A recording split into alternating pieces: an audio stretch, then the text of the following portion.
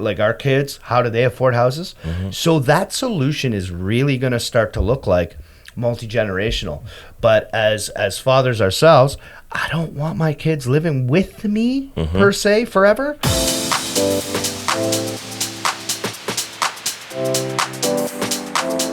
All right, Jeff Lee, we are live. Christopher Hummell, how you doing, brother? Hey, how's everybody? How's it going? You know what's so crazy? I can't believe it's the first time I'm meeting you. I know. And you work with like my team, and you work with like all my investors and good amount of clients. time. I know. Isn't that weird how that happens, though? Right? Like, we know all the same people. The network, it just seems to be in real estate. The networks are tight, right? Absolutely. Yeah, and they're getting tighter again. Yeah. Because, after that whole COVID fiasco and everybody thought real estate investing was easy, they're all gone again. Yeah, they've disappeared. I know. Disappeared. There's a ton of people saying, I'm sitting on sidelines. Like, I'm waiting for the interest rates to come down.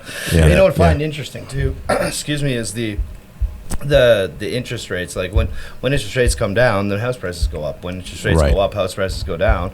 And people, I don't think, are running the numbers when they say, like, well, I mean, how many times have we told our clients, say in November when it was sleepy, right? Let's go. Let's go out. Let's get these deals now, 100%. because they always say, what do they say? You date the interest rate and you marry the price, right? This is the thing, right? So you date the interest rate, you marry the price. Let's lock in the price today, because when those interest rates do go down, which presumably they will, when, it's always a question. Yeah. But then, right? But I don't know. It's funny. People like to follow the herd, and I get it. It's human nature. They want to make sure that everything is going as it should, according to plan, before they jump in. Yeah. Everyone likes to know the future, right? But that's exactly it. Everybody likes to know the future. That's good. I like that. And then it's a sheep mentality, so they're following what other people are doing. We went against the grain. I know you were just at my student rental. I think that's really nice. I think we almost nailed the bottom there. So we closed it in January. Yeah, so we got that at $590, and after the rentals, it's appraising at $718. That's amazing. Yeah. So I mean, so let's I want to be kind of, because I want to go. Let's rein this back in, right? Because so I want to definitely, we're going to touch on all that stuff but I think is great. Really, what I want to dive into, and listen, hey, cheers as well too. Thanks for having a drink with us as well. Yeah, you guys do your thing. I got my tea right here. You all know I got my tea. Well, you got a doctor's appointment as well too, right? And I do have a doctor's appointment. But just so you know, just for the record, rum or gin, neat. Always neat. Yes. Just so you know. No ice. No ice, rocks. no rocks. So here's what we're going to do. I want to touch on your company. Sure. What you're doing, why you got into this, and also too, just timeline and budgeting that investors or even clients need to know and understand, right? Then I also want to touch on what's currently working in the market, because I think a lot of investors want to know that. Yep. And what do you see to be the future trend? Right, where you see maybe the future is for real estate investing. And then also let's touch on bylaws and working with the city and some mistakes that investors have made, and also maybe even the difference between the bylaws and also the building code, because I don't think everybody really truly understands those differences as well too. Yep. So let's dive into it. So your company, how you got started, why you got started. Sure, man. In renovations and contracting. Yeah, so Complete Contracting Solutions is the name of the company. Yeah, Jeff, you better have a good story, man.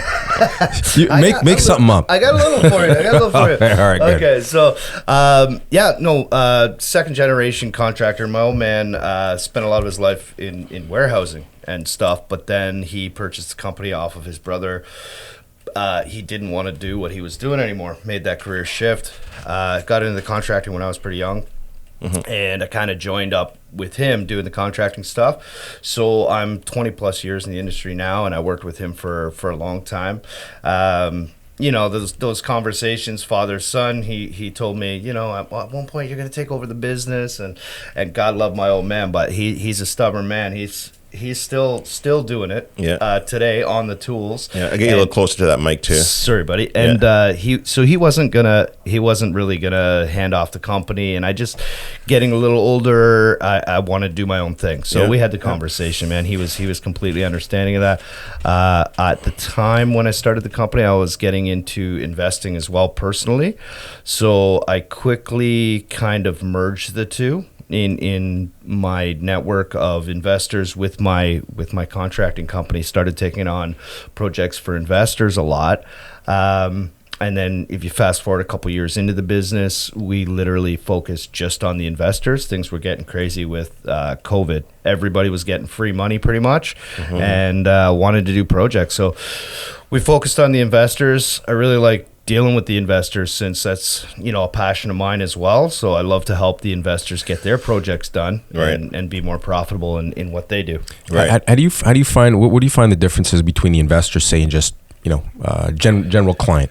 General client. So investors are a lot more knowledgeable. Most, not all, but generally speaking, they're more knowledgeable about renovations, kind of what it takes and pricing. Are they more or less picky? A little less picky. So if it's your personal home, like one blemish and I want that gone, I'm gonna have to look at it forever. Right. They're a little less picky. They also seem to be very busy, which is great for us. They let us do our thing for the most part. They're looking for someone to take care of everything. They're not looking over your shoulder like a homeowner might be. Right. The homeowners, we've had all kinds of experience, some good, some bad. But when I look at the bad, it's funny because you think about your guys trying to do work in a house and there's two dogs running around jumping on shit and you've got the mom's home looking over your shoulder. What about this? What about this? And you're not done. So it's a different feel. Now that the market has shifted, right? Are you now working with more homeowners now? Because I know for us, our business has shifted significantly as a real estate investment club, right? Yeah. Like we were 80-20 investors. We're now almost, I would say, 20-80. Right. Like it's more like the sophisticated investors, people who are sitting on money. 100%. So we're also in a bit of a pivot stage there, where we are taking on more home renos, just keeping things going. We're obviously still leaning towards giving a bit of priority to our investor clients, but definitely it has switched a little because there's not as many active investors doing anything right now. Right. Okay. What about, and I want to kind of maybe get into some expectations of what an investor or maybe even a client would expect in regards to how long is a conversion going to take? Because, you hear sometimes, it's going to take you 2 or 3 months. Is that the case, or is it longer? And what is it that your company does? Why don't we just clarify for everybody else, right? When you say a conversion, you mean adding a basement suite, perhaps, or a basement apartment, ADU, right? Additional dwelling unit. Or even an ADU. Okay, sure. You're not talking garden suite in this case. No, we can touch on garden suite later on, but specifically an ADU, because just doing like an in-law suite, you can bang that out pretty quick. But now we're talking about, we're working with the city, we're getting permits, we're making sure we've got the fire rated fire and drywall. An ADU, additional dwelling unit. Yes. Right? Okay. Yeah. See, here's the funny thing, man. We all know what we're talking about, but then you got to remember the audience. Well, I mean, I'm not, this is your show, so I'm telling you, remember your audience. But anyway, go ahead. No, yeah. So, thanks for clarifying. I mean, some people aren't familiar, so I'm sure that helps. But yeah, typically doing the basement unit. So there's a lot of variables where we only have 45 minutes. We're not going to get into all the variables. So let's call it's an unfinished basement, right? A bungalow. And one of the things that's going to make a difference is whether you're doing something to the upstairs or not. So sometimes I get people call me and we go in. The upstairs is like, it's not the nicest I've ever seen, but let's say it's quality enough for a nice rental, and then they just want to do the basement. So that takes some timeline back because now we're not doing any rentals on the main floor, right? So when you're doing just a basement unit, you're probably looking at 2.5 to 3 months. That would be pretty accurate. Now, here's the real key, and something I try to share with all my clients is aligning yourself to get started right away, having all the paperwork from the city when you close is a major difference, right? So as an investor, you don't want to be holding a house with no one renting it because you're covering all the expenses. So what I like to suggest to clients is when they get the offer accepted and they're waiting to close, they start right away by getting an auth form from the owners, which 9 out of 10 owners, they really don't care. You just bought their house. You're not doing any work. They'll sign off on an auth form. You can go to the city now, and the city will allow you to apply for permits. And when you say auth form, you're talking about the seller giving the buyer the authorization to go ahead and start applying for permits? Yes. Okay. Yes, yes. Thanks for clarifying. Yeah, so then they can start the process, because what you have to remember for your timeline is when I say 2.5, 3 months, I'm talking about actual build time. But without the city's permit in my hand, I'm very tied as to what I can start doing, right? So I can do some framing or some demo if there's some demo, but then I have to stop, because now we've got an inspection needs to happen before we can move forward. Right. So I always suggest that you're going to get in, you've got those visits, use those visits to your advantage, right? So get your guy, Chris, whatever, to get you a visit. Bring in an architect, bring in a contractor, do your walkthrough, get the architect to do his plan. So you're looking at 3-4 weeks with most architects, again, general rule. And then you're looking at another 3-4 weeks from the city. We're not on COVID time, thank God, because that was like 8 to 10 weeks. Yeah. We know that story. But basically, that's like a 6-week timeline that you want to get out of the way. Because you don't want to be paying the holding costs while nothing is happening in this house. Right. So then I've done this with clients where we're like starting the next day. They've got a deposit with me because we've done a quote prior to them closing, and they close and they hand me the keys, and then the next day my guys are in there and starting. And now it's a real 2.5, 3 months timeline, right? Got it. Do you find it is different now in terms of working with the city versus COVID time? Oh, 100%. Yeah, you really think so? So painful. Okay. So during COVID, I mean, they were all working from home. The inspectors, yeah. Yeah. Because of the huge influx in projects, they were way backed up, man. Like it was painful to work for the city with the city on the permits. So I was seeing timelines of like 8 to 10 weeks for a permit to be returned, which is that's horrifying, right? Yeah. So yeah, it's definitely come down. It seems to be working better now. That's good. Yeah. What other delays do you see that causes that timeline to increase? So one is not doing it while the property prior to closing, right? Getting the designer in. Absolutely. What else is there? You're going to want to look for things like just those bylaw things that I know you want to ask about. Some of those items are going to hold things up. So getting the city on board with what your plan is. So a good designer is going to be key here if you're looking for no holdups. Which you have. You have a designer, I assume. Of course we have a designer who Clinton, he's not in on this one. I'm sure you're going to have him on your podcast. Clinton from HOM Drafting. We'll throw his name out there. Awesome. He's been very, very good. We work together closely. We always joke we should have an office together.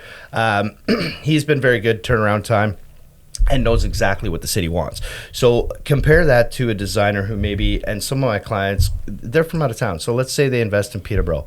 Well, then they know a designer from, say, Toronto. And to them, a designer is a designer. Right. This is not true. Because although it's the Ontario Building Code, they literally should put the city name in front of that, because each city is a little bit different.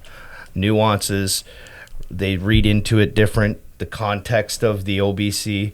Anyway, I don't want to get too into that. All I'm saying is a local designer could be key on those holdups. Things like an OBC, Ontario Building Code. All right. Sorry. No, it's all good, man. I understand the lingo, but people listening. I appreciate it. Yeah. So, just for an example, let's say the hydrant thing. We walked through one where if the hydrant isn't close enough to your entrance for the basement, then there's different work you have to do. Or additional maybe, right? And we'll get into that. I definitely want to get into that. But something like that are these nuances that can hold things up. For sure. Or if your particular designer designs it in a certain way and submits it, every time the city gives it back to you and says, this needs to change, that needs to change, think about it going back to him. Now he has to make changes to make them happy with it, send it back, get it approved. Right. The back and forth can take weeks at a time. And this is why it's good to work with a good designer that has a good contractor like yourself, because then now there's also trust there with the city and the designer and the contractor. 100%. Right? A little synergy.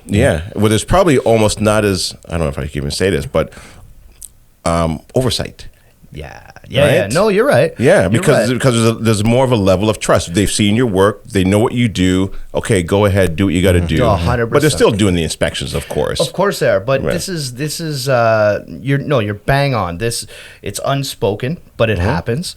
I know all the inspectors in Peterborough. Just using myself as an example. I'm sure there's other contractors too that do. But if you have someone local who's working with them on a regular basis, they're a little more easygoing because they know what they're expecting from you. So I remember a time when I started doing duplex conversions in Peterborough, my first one, and the hard time I got, I'll never forget that, right? The experience was way different than today, where I have their personal cell phones, know them by name, all that stuff is much, much easier going because they know what to expect from me. They're not purposely being dicks. It's just a matter of if you come from out of town, they've had bad experiences with people not doing things right. Right. So once they get to know you, it's much, much easier, a little smoother going, right? For sure. So before we move on to the next topic, I want to touch on budgeting. Sure. Yeah, let's spend a little bit of time on that as well too, and what that type of expectation is. Because sometimes people come in with a completely different type of an expectation.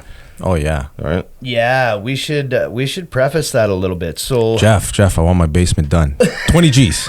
20 G's. What can you do with 20 G's? I can build That's all I got. a kitchen. You get a kitchen Yeah, and we get that all the time. and then cement floor the rest of the way. You know what I mean? The expectations are crazy. Now, I understand a lot of it. So COVID has kind of flipped things on people. So if you haven't done a big project since before COVID, then you don't know what's happened. So the materials 20 to 35% higher than they were previous to COVID.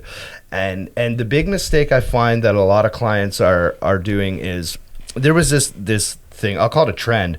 Everyone was looking at the price of the 2x4. The 2x4 went from $350 up to $10 during COVID. So wild. Right? Yeah. And they were freaking out. But after COVID, they saw it come back down to $4. So in their mind, and this makes complete sense for someone who's not in the contracting industry, they thought that meant all materials came down. Not the case at all. So I've seen a 35% increase in my insulation, the rock wool that goes in your basement ceiling. That's continuing to go up a little bit at a time. Hasn't come down at all. Drywall, I mean, damn, you used to be $19 for a sheet of 5/8, and you're now up to $30 for a sheet of 5/8. So why is that, Jeff? Is it honestly, because of the shipping? Is it because of overseas? Is it because now they're doing maybe some of the stuff locally here, like that whole? You know where I'm going with this, right? Yeah, I do, and I couldn't pinpoint the exact reason. All I can say is, I mean, inflation's everything has been affected from inflation, so that's going to play a part. Then the other thing I see kind of being a reason is more or less kind of like gas. Like during COVID, we paid the price. What reason they have to put it back down? Right? Yeah. I'm not calling conspiracy theory. All I'm saying is they charged more, we paid it, and continue to pay it. Yeah. What reason they have to bring it down?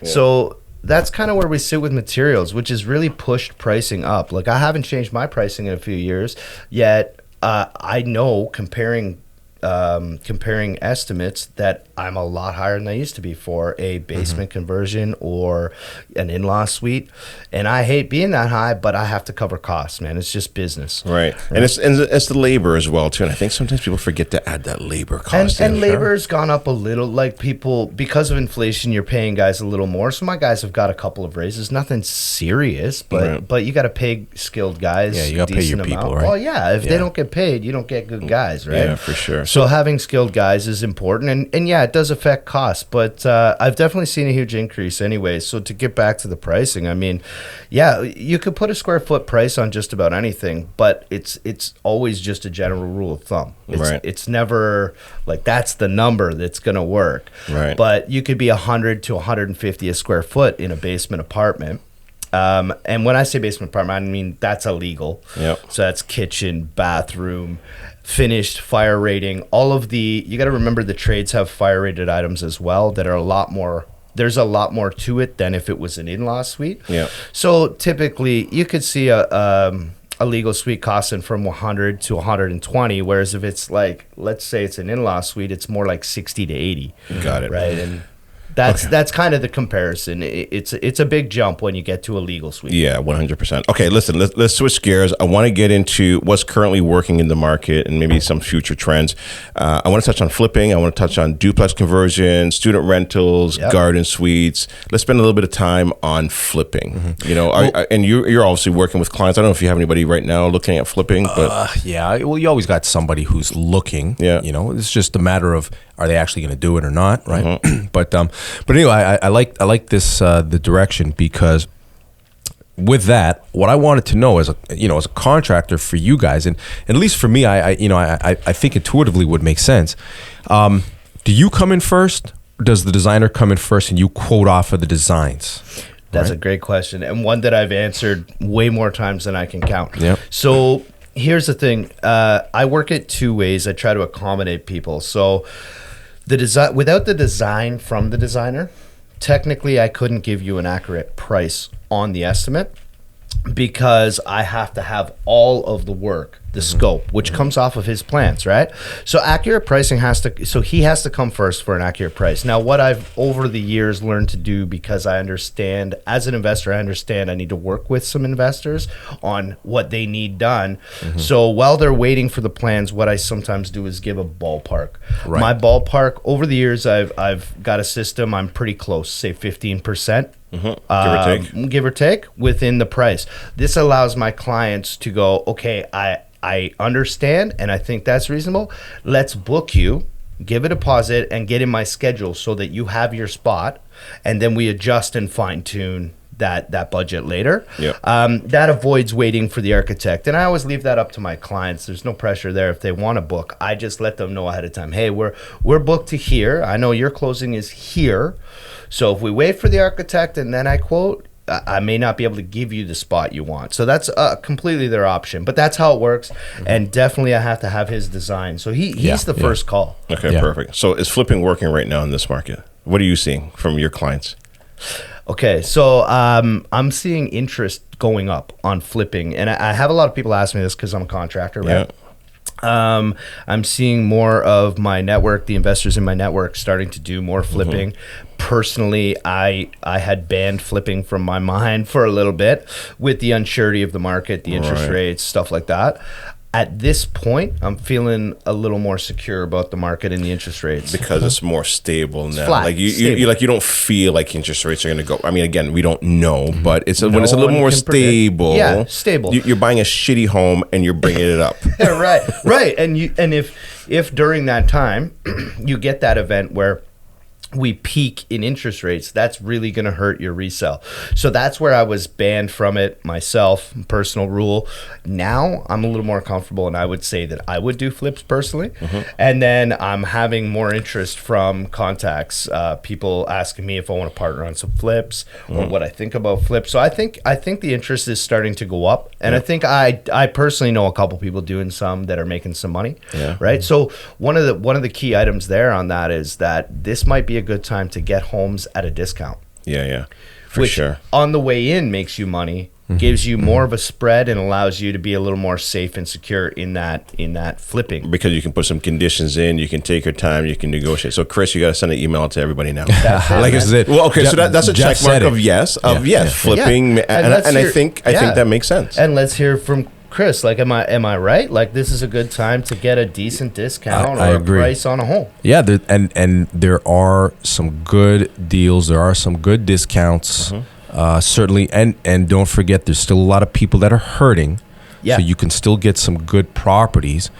And then now you're bringing somebody like Jeff in to do the work, and on the other end, or frankly, a lot of the flippers, like, they got their own people, or they want to do things themselves. A lot of flippers actually are contractors themselves. Equity, the sweat equity. That's right. Yeah, for sure. So now, and then presumably, well, right now the market's pretty hot. Realistically, the market's pretty hot, and I expect to get a little hotter, and then it dies down in the summertime, but with the interest rates potentially coming down in people's minds, this could also help your value, right? So, you might catch both ends of that. Right. And it's kind of like we were talking about earlier, where the market was a bit sleepy, say in November. That's a great time to buy a deal. And now, you look 6 months, almost a year later, and now you already have value just because. Yeah. Okay, so we're giving a check mark for flipping. Yes. Okay, go ahead and flip. Yep. 2-unit conversions. 2-unit conversions. Which hat do you want me to wear? If I'm wearing the investor hat, look, I'm running numbers. It's tough to make numbers work. So it would be making sure the buy is right. And it also depends on your goals as an investor. Yes, exactly. Look, you know what I mean? Like if you're looking to pull your money back out and hit that home run, you're not doing it. No, it's not happening. Right. I'm sorry, but like I don't want to burst anyone's bubble, but it's not going to happen. You're not going to hit the home run. You're not going to get all your money back out. But if this is a future play for an investment, where you can make a good percentage on your money. Look, my mom and dad sold their house in Newcastle. They stacked some cash. Okay, they're not investors. So for them, duplex conversion is a great play. Yeah. They're adding value. They can leave their money in there. They're not using it. But if you're a super active investor and every dollar counts, I don't think those numbers are working, and it may not be the play for you. Right. And that's and I think that's a see. good way of analyzing it, right? Like running the numbers. And I think a lot of people forgot to properly run their numbers. Jeez. Like in the last like 2-3 years. It's just like they right. just assumed that it was just going to keep going up and not even using interest rates at a higher rate. It's like, I'm running my numbers off 1.5%. Yeah. Or just they weren't running number. Well, look, how many agents or clients have we run across and in trouble, right? We got the whole series right there in trouble. Yeah. And they numbers, what are those? They didn't run any numbers because specifically they were expecting that tomorrow the price was going to be the house price considerably higher. Right. So what do numbers matter when you're making money hand over fist? Right. And then all of a sudden now you got to hold the house. Right. And your negative cash flow. Yeah, sure. And this is where people got in trouble. And I've heard the story a lot. from a lot of investors. Yeah. Like or friends of mine, you know, and they had jumped on that train with the 1.5% and bought everything they could. And some people got out pretty well. Some people some people actually timed the market pretty well. Yeah. But for the most part, most people didn't. Yeah. And even with the condos, right? Like, I mean, so many people are getting smoked. Yeah. Tell your story about walking down the street at 2:00 in the morning. That's a good one. The analogy. I use that all the time. Well, this is what we used to say a long time ago, right? I just said it last night. Okay. Well, yeah. So buying a condo, it was like a party, right? Yeah. All right. And you're at the party. The party's going crazy. Everybody's having a great time, right? Yeah. People swinging off the chandeliers. You bought this condo. Everybody's having a great time, right? There's red cups on the lawn. Yeah. Oh, people man. jumping off the roof into the pool. Party going bonkers, right? But we're walking down the street. And we're down the street. We're walking down. And we're looking. We're looking in the window. The window, watching this party unravel, going crazy, right? And it's only 10 a.m. Something like that, right? No, 2 a.m. 2 a.m.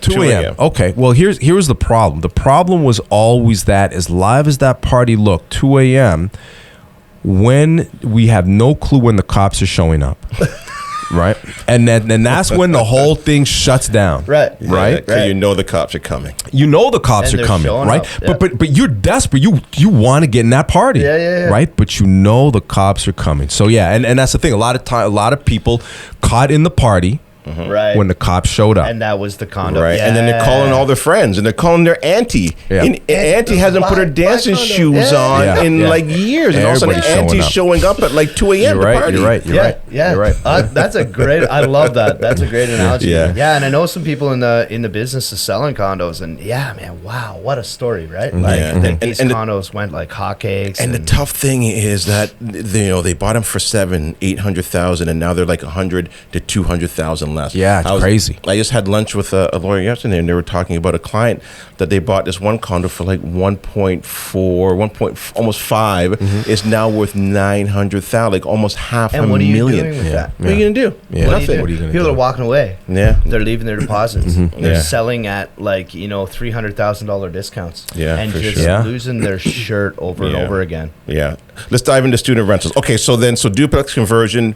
Be careful, run your numbers. So be careful, run your numbers. Okay, duplex conversion. Student rentals. Student rentals. Yep. Student rentals. Yep. I like student rentals right now. I've run lots of numbers. All right. Good checkup. All right. All right. Thanks, Chris. All right. I'll see you Talk guys to you later. soon, man. Yeah. Yeah. So student rentals. Just watch that curtain when you're opening that door. Just gotta slide it. Okay. Yeah. You may have to slide it a little bit. All right. Yeah. No, the curtain. There you go. Yeah. Okay. Yeah. But now you got to close it too. All right. Thanks, All right. There you go. You're good. Yeah. Okay. So student rentals. I mean, obviously, I'm a little biased. I just bought one. So we just finished one. And the reason being, I bought it with a partner. We were having regular meetings, looking at what we could do. Yeah. And this strategy, and I'll tell you, I was against this strategy at first. This was not something I thought I would want to do because I've heard the horror stories, dealing with tenants, dealing with students, they wreck your place, all those bad things. Yeah. But as an investor, I had to look at it. So I looked at it, and the numbers look great. And I went, okay, let me consider this at least, right? So when we ran the numbers and it looked great, we started thinking about it. And I one hard, fast rule for me, I own a company. I'm a busy guy. I got a family too. I said, okay, we'll do it if we can make the numbers work with the property manager, because that's a professional I need to have in here. Yep. I don't want to deal with the students personally. So that was the rule. We agreed on it. We bought a student rental up in Peterborough. Yep. Which is still hot for the students. The price of rooms is a little nuts to me, but people are paying it all the time. You're looking at like Peterborough's like $800, so you're $750 to like $850 for a room, depending on average. On average, So crazy. so when you start to run those against a duplex, which is what, 2,400 up and 18 down. So then you add 6 rooms, 7 rooms, and you start to go, holy crap, I can purchase this property that's going to cash flow. And one of the things about students is that they're not looking for anything fancy, so you're not even upgrading things to a high level. It's just, it needs to be nice, clean, like decent, a decent living space, right? And you're getting those premium clients off of that. So I would say your reno budget could be a little lower as well. We kind of went big. We found a house that had a lot of space. It had 2 additions on it, and we were able to put 10 bedrooms. Now I'm gonna. That's crazy. I know, right? Now let me tell you though, 10 bedrooms is the max. You're gonna that's your line. And when you say your line, then what's above that line? Is it now rooming houses? There you go. Okay. There you go. So then you're gonna get yourself in all kinds of trouble with. Not only a different permit from the city, but also your financing and your like. Now you're looking at calling it a rooming house, which is not. It's frowned upon. Yeah, and it's difficult to even offload that as well too, 100%. and financing as well. 100%. So you got a good point there. So then on the flip side, if you were to try and sell it, like, good luck, right? So student rental, I was comfortable with. Rooming house, I'm not. It didn't matter anyway. It worked out perfect for about 10 bedrooms. Yeah. So we did 10. What did you buy that for? $590. That's crazy. So 10, and you're doing average what, $850? Call it 8 if you want to be conservative. That's $8 grand. So $8 grand. It's not costing you $8 grand to run that. No, not at all. So if we can fill it, and we're in the process, and I don't want to overstep here or count my eggs before they hatch, but yeah, if we can fill it, which we're hopeful we do, then you're running $8 grand, and I think our expenses are in the 65 range, 68 range. That's including the property manager and all of our expenses. So you're now looking at this house that in a market where most people are just dying to get some cash flow, like they cannot make numbers work. You're now cash flow $1,000+ a month. Yeah, and this is something that I've always been preaching, and I think it's probably because I come from the old school of going to Rain and listening to Don Campbell. Yep. And it's cash flow. You want to buy properties that are cash flowing, right. And now more than ever, we now understand and realize why it's important to run your numbers and to have something, because you can eat cash flow. It's hard to eat appreciation. Yeah. 100%. 100%. I'm with you on that. And one of my hard fast rules here when doing all this due diligence and meeting with my partner and moving forward was that I'm not going to go any lower than 500 cash flow. Yep. If my projections, and they're conservative always, won't hit 500 cash flow, I don't want to do it. And the reason was because the market's unsure. Okay. And if I get myself in a negative cash flow position, That's going to be super stressful on me. Like, I'm just a regular guy. I'm not, I don't own 15, 20, 30 properties. I got to eat and I got to feed my kids. So not having drain on my cash flow with negative cash flowing properties was a huge priority for me. Okay, important. So that's a check for student rentals. 100%. You like it, and you're Peterborough. Yep. Last one I want to touch on before we move into the last topic is garden suites. Are garden suites making sense right now? Man, you know how much I'd wish I could say yes because I'm a contractor and I want to build them for everybody. Yeah. But I'm an honest guy, and I'll tell you what. Until the banks are going to value them as what they're worth, the answer is no. It's not because of high construction costs, and because the banks don't have something to compare to, they're not offering a reasonable number. Right. And if you that means your money's stuck. Does a garden suite make sense to mom and dad who want their kid to have a house? 100%, because you're going to get a house on your land that's going to cost $350,000 to $400,000, and you can't buy in any market for that. Right. So that makes sense. That scenario. As an investor, the garden suite's not going to make sense until the bank is going to appraise and properly give you value for what you spent on building it. Right. So they're almost not even looking at that garden suite, are they? Very few investors are. Right. Unless if you're super cash heavy, again, this is about your goals. If you're super cash heavy and want somewhere to put it, that's a huge bet. Right. I would hedge my money on that bet for the future. But again, if you're active and trying to take money back, that's not going to work with the situation. But I guess what I'm asking, though, is that so you've got a single family home. Yep. You now put a garden suite on there. You build it. The appraiser comes in. They're not even really taking into account that garden suite. No. Because they're just like, well, it's... So I can give you an example. I'm not going to say names because I don't know if they want to be on your podcast named. But a client of mine did a garden suite. So it was a duplex house. And that house as a duplex was probably worth around $850,000. Garden suite in the back, had the room, added a really nice garden suite. 600 square feet finished on the main floor, 600 square feet finished in the basement. Very, very nice. Oh, so they actually built a basement. Yes. Wow. 3 bedrooms, 2 full baths, very, very nice kitchen. The place was gorgeous. The bank refi, tried to go for the bank refi. The appraisal came back at $950,000.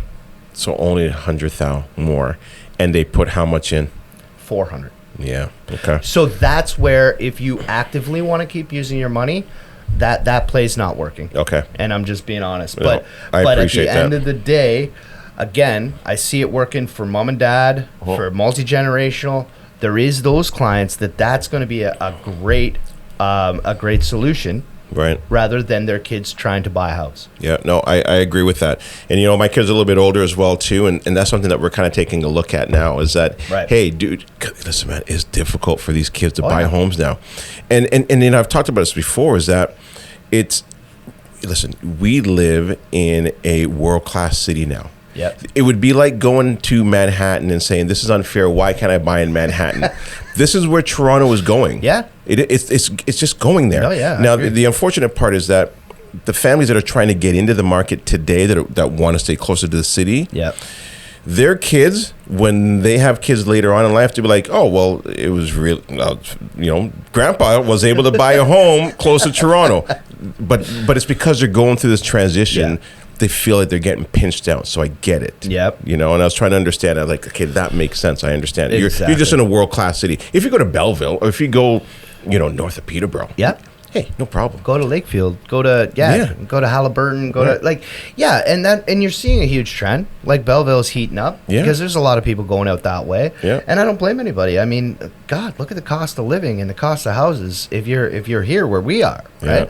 It's insane. My daughter's 18, so same deal. I'm going, man, I don't know how she's ever gonna. I know. You know tough. what I mean? Yeah, I don't know. Yeah. Maybe out in Alaska. Yeah. All right, let's touch on the last subject here, which is bylaws and working with the city. Sure. Let's kind of go through that, like the difference between the bylaws and the building code. Right. Maybe touch on, because you worked primarily, in Durham and in Peterborough, and from a bylaw standpoint, they're different. Every city's different, correct? Yeah, so the weirdest thing ever, and it's hard to explain to customers, because contractors aren't the most trusted industry. So this is hard to explain to clients, but it's the absolute truth. And Clinton says the same thing from home drafting. When you go into different cities, they all kind of interpret the laws differently on your Ontario Building Code, your bylaws, and they also seem to have favorites, which is super weird. But there's some that they're crazy stringent on, and then there's others where they're a little bit more laxed on. So knowing the difference and knowing the city is going to be crucial when trying to help one of your investor clients, right? Because you need to know those differences and be able to kind of navigate with them through those.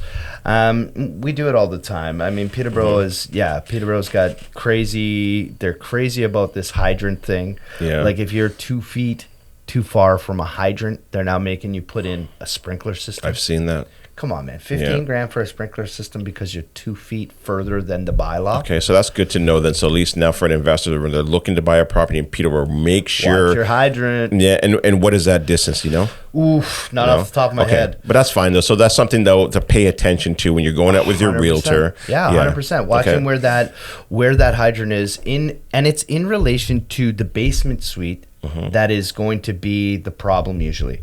So the upper part of the house, that's already been done. This house has been built. So you know that main entrance is within the right distance.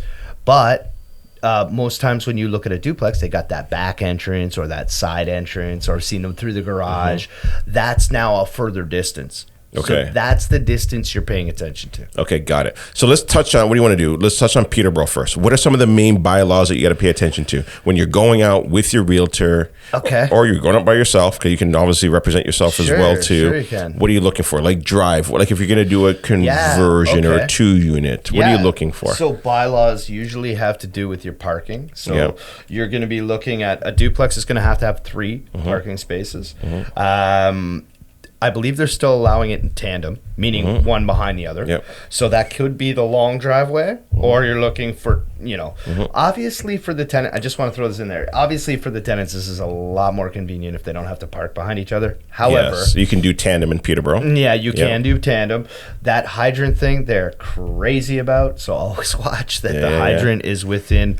And man, I'd love to get back. The table there too. Sorry. I'd love to get back to people on the actual distance. I'm sorry, I can't remember that one. You can look it up too.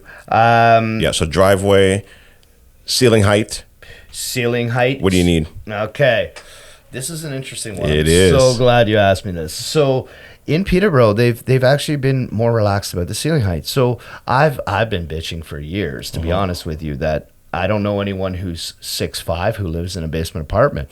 And like, that's funny, but literally I've never seen someone. And the Ontario Building Code is saying 6'5" is your minimum. And that means an egress pathway. So what that means is you could be lower, but it would have to be up against a wall, meaning you don't have to walk through that space. When you say against the wall, you're talking about the ductwork. So now you got like ductwork, and so now it's maybe 6'2". Right. And that's fine, because if you think about it rationally, I don't have to walk right up against the wall like that. And that's called what?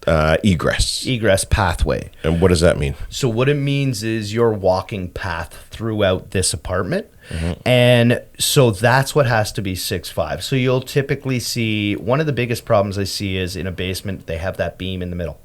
Yes. And that is a lot of the time it is lower than 6'5". We have had to cut them out, raise them up, put in headers, but a lot of the time that is lower because most of these places, like those old wartime homes and stuff, they weren't thinking we're going to use the basement for anything. That was a storage area, right? So they've run the beams underneath the floor joists, and a lot of the time that's low. So the go ahead, finish. Oh, I was just going to say, so this is where the interesting part comes in. The Ontario Building Code literally says, it's in writing, 6'5". Yet over the last, I want to call it 3 years, Peterborough has decided they do need more housing, and they're running into this problem so much that they will give some grace on that 6'5" ruling. So when you're looking at a property in Peterborough, we have been allowed to go as low as, I'm going to say 6'2" to be safe. I don't want to give anyone the wrong direction here, but they have given us some grace. So when you're coming down the stairs and it's that crazy like lip, that little slant and there, it's lower, they've given us down to 6'2". or there's one part where you have to pass through under that beam. They've given us 6.2. This is grace. They're being reasonable about that part. Okay. Now 3 inches off on your bylaw on the hydrant, and forget it. Right. You know what I mean? So right. this is the nuances of dealing with different cities. Okay. What other bylaws are there that you got to be aware of if you're purchasing a property? Because a lot of times investors go out there, they have an inexperienced realtor. Right. Okay. I'm going to call it out. And they're not experienced, and now they go and buy this property, and they didn't know about the driveway. They didn't know about the ceiling height. They didn't know about the fire hydrant. What else is it that they got to be aware of? This is, I really want to educate these investors. Absolutely. So I'm going to, again, not use names, but we just went to one on our last tour with Chris, which you guys may have talked about a little bit. And I felt really bad for this homeowner, newer investor, who got herself in a bit of a mess. So this is not bylaw per se, but really advice that I do want to share with people because it's a bit of a warning. So when purchasing a property, there's a lot of properties where people have done work themselves, right? And they have maybe finished the basement into a suite. Yeah. It's an illegal suite, Right. or whatever it is. They've done these things without a permit, and we all know the horror stories, and I just recently saw one in person, and it's too bad. So checking with the city, again, this is that authorization form, which I mentioned earlier. Yep. This is another reason to go ahead and get that, is to check with the city that there's no open permits, right? So this particular investor bought a place, the basement was finished. She thought, hey, it's already finished, and I just add some fire rating, and now this is a duplex. Not the case. It wasn't permitted. They made her rip down a lot of the stuff, redo a lot of the stuff, change a garage that was built without a permit into some kind of finished space, made her convert it back to a garage. All of these things being very expensive. There was no recourse for her at the time. It was just a bit of a nightmare. So dealing with the city is super important, right? Because there's rules to know, but there's also due diligence to do. Right. Right. And the thing too is that sometimes people get scared to work with the city. But if you reach out to the city, they're there to actually help and guide you, to saying, look, here's what you can potentially do. Yeah. Right. Yeah. You know what? And I agree. Many experiences with clients where they, as soon as you mention the city, they get scared, man. They get nervous. They're just sweating bullets. Like, oh my God, I got to talk to the city. And it's not that bad. They are pretty helpful in my experience, especially when you approach them with the, question. You're asking a question and wanting to work with them or wanting to do what needs to be done. That's the attitude that's going to get you help from them, rather than being overbearing, like, you know what I'm trying to say? Like kind of coming in like, oh, this is dumb and I have to do this and I don't want to do that. Like two different attitudes. And if you have that good attitude where you're going in and asking for their help, they've been phenomenal in Oshawa, in Clarington, in Peterborough. They can be really, really good. Yeah. Right. What about lot size? You got to worry about that in Peterborough. And also detached homes, semi-detached, and townhomes. Can you do townhomes as a 2-unit? Yes. Yeah. In Peterborough, but specifically in Peterborough, not in Oshawa. Ooh, I don't know. I haven't done one.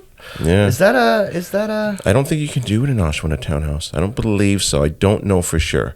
No, that's a great question, and I haven't come across it, so I can't give you a 100% But you can answer. do a townhouse, though, I believe, in Peterborough. Yeah. Yes, okay. That I've seen. Yep. So you definitely can do it. And yeah, I think also, now that you brought it up, one of the great things to remember is that the new rulings allowing more density. Bill 23? Yes. Yep. Bill C-23 has changed a lot of things, meaning the cities have either allowed more density or are getting ready to. So fun fact for anyone who's interested, Peterborough, I was following at the time, I mentioned I was with my partner looking at strategies. They changed their rulings in Peterborough to allow a third unit in one single home. What? Yeah. When? These are secrets. Shh. That's crazy. Only on the Gary Hibbert podcast, bro. Yeah. So I was following along with that process. So this would work good then in a 2-story, or could you do this in a side split? You can do. Or There's a back lot of split. options. So Yeah. I've looked at it, but definitely very interesting. So Oshawa has been doing it for a long time because they needed the density long before Peterborough did. But Bill C-23 was basically pushing the cities to make these rules or exceptions or change the rulings. And I literally was in communication with the city at the time, going back and forth, following along as they did their, the stupid town thing they have to do. Come and yell at us and tell us why you don't like it. Right. You know what I mean? And people came and told them they didn't like it, and they said, too bad. And so Well, it's because not my backyard, right? Not my backyard. not my backyard. Yeah. The NIMBYs. So, but what ended up happening was it passed. So you can literally now, if you were to find the right property, and that was when I was looking at that strategy, I was having a hard time finding the right property for the right price. And I'm not saying it's not possible, because we rolled from looking at that strategy into a student rental, which looked better at the time, and we moved forward with it. However, it's good to know that places like Peterborough are allowing it. Belleville is another one I've had discussions about where they have just allowed it as well, I believe. And everyone's freaking out now, putting a third unit in single homes. It keeps the cost down a lot. These are smaller units, obviously, because you don't have a ton of room. However, that's extra rent, and like your numbers are looking better when you've got 3 units. So you're triplex now instead of a duplex. Right. And so people are finding those odd homes. What about parking? Ooh. So the parking, I'm not 100% sure on for a triplex. So it's still fairly new. I think, fairly new. I'm not 100% So it could sure. be 4. That's what my guess. 3, if I had to but guess, could be 4. I would say that they've added 1. Right. So now you're just really starting to take a look at the lot size and making sure that it can 100%. work. The tandem thing does make it easier, though, right? So, and a lot of the time, these places do have fairly good sized lots. Okay. So I've seen a lot of investors, what they'll do is, instead of, you don't have the width, they will lengthen the driveway. And now you're getting, you've more cars, right? Right. So you're like 16 feet for a car spot. And yeah, you can do it that way. So let's wrap it up with this, Jeff. Listen, this has been a ton of great information, and I appreciate your time. I appreciate you coming in. What do you see being the future trend? So I'm a new investor, maybe even experienced investor, and I'm listening to this. Where do you see things going, or where would you put your money to saying this makes sense? This is what you need to do, whether it be in Durham or Peterborough, from an investment standpoint. Man, that's a great question. So it's also a very hard question because it's a little bit complicated. Again, I think we touched on it a couple times here, but it's about what your goal is more than anything, I think, and that's how you choose your strategy. Because if you don't mind sitting money somewhere, then I would suggest something different. If you have to reuse and recycle your money, I would maybe say a different strategy. So I think that that's a really tough question to answer. But let me say this: one thing that I do see going to be bigger than ever in real estate and maybe legal suites is that multi-generational. Yes. Okay. Whether that means a garden suite or a duplex or a triplex, all of those density items are going to trend up like huge. That I know for sure. And no, I can't see the future, but just looking at the amount of people coming in the country, the cost of houses, we've already touched on it tonight. You know, like our kids, how do they afford houses? So that solution is really going to start to look like multi-generational. But as fathers ourselves, I don't want my kids living with me per se forever. So maybe it looks like a basement suite. Maybe it looks like a garden suite. Right. Where it's fine. They're there, but they got their own They got unit. their own life, man. Yeah. I ain't coming. I don't want to see your bedroom. I don't want to see your kitchen. That's I don't it. want to see nothing. Right? Do your thing. Yeah. And when you don't change the milk bag, I don't got to worry about it. You know, that's your milk bag in your kitchen. Exactly. So, yeah, you want to keep the recycling in your house?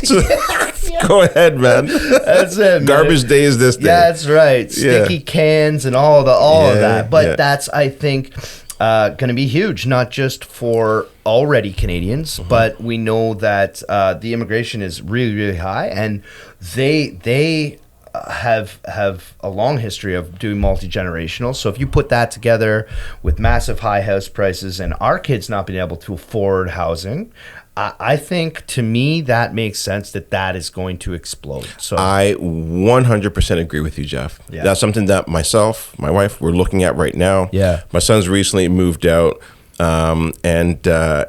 Fortunate, we bought a property back in Whitby. Yeah. He's in there. He's renting out rooms, and you know what? That's how he affords it. That's how he affords it. That works. Yeah, and so then now we're looking at potentially buying a property where there's a little more land. We can put a garden suite. Right. Maybe now, because I've got a daughter as well too. She's not going to be able to afford anything either. No, I know. And maybe they live on that land with us. Or maybe you got an acre or two, right? Make them feed the chickens for us, milk the cows. Right. Who knows where it goes? Right? But you're right, though. I think that's where things are going to go. And whether our kids live with us, or we're now getting into that stage where now we want to travel more, then maybe you can rent it out to somebody else, but they're not maybe potentially in your home. Yeah, no, I think that for sure that's kind of the way it's going. When we did a garden suite in Whitby, we had some great conversations and walkthroughs of that garden suite, and we tossed around ideas with some of the investors on the walkthroughs. And one of the other ones is, mom and dad are getting older, okay, and they've bought this house for $100,000 and it's worth $800,000 now, and they've got all that equity, and maybe they're gonna build the garden suite in the backyard, and maybe that's their home, because now they don't need 4 bedrooms, and the kids are going to have their own kids, and they need the 3 or the 4 bedrooms or the space. Mom and dad don't. Maybe mom and dad go on 4 cruises every year. They live in the garden suite, which is maybe 2 bedrooms. What more do they need? So maybe it's a swap too. Yeah. So I think that's another option. But definitely I see it going down that road. 100%. Jeff, we are well over time, brother. I could keep going with you, but I got to cut this off. My producer's going to be like, Gary, man, we're supposed to keep this goddamn podcast for 45 minutes. Sorry, but man. No, we'll do it again. Okay. Listen, it was so much good information. And I appreciate you coming out and sharing this. If anybody wants to use your services, learn more about you, and help them with whether it be their own personal home or an investment property, how do they do that? So you can contact me at completecontractingdurham@gmail.com. Check us out on my website, www.completecontractingsolutions.ca, or reach out on phone, 905-439-0747. All right, throwing out the phone number. Yeah, awesome. Love it. Thanks for the plug, and thanks for the invite, Gary. I really appreciate it. Yeah, no worries, brother. I appreciate your time. Thank you very much. All right, we'll do this again.